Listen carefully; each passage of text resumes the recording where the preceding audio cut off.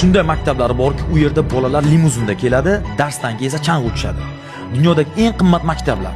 Ro'yxatimizda 3-o'rinda Shveysariyada joylashgan Institut Le Rossi. Le Rossi ta'lim narxi yiliga $140,000.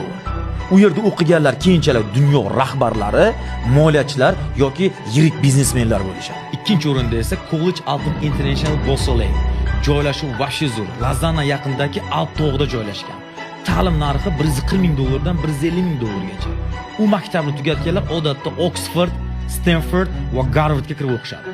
Dunyoda birinchi o'rinda turadigani Autumn Rosenberg. Eng innovatsion va eksklyuziv maktab. Joylashuvi Shveysariyada. NASA, Tesla, Apple texnologiyalari sinfxonasida realni ko'rsatib beradi.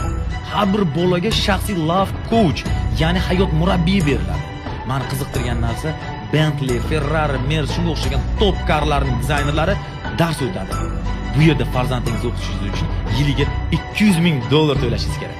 Bu uchalasi ham Shveysariyada joylashgan. Siz shuncha pulga bolangizni o'qitgan bo'larmi?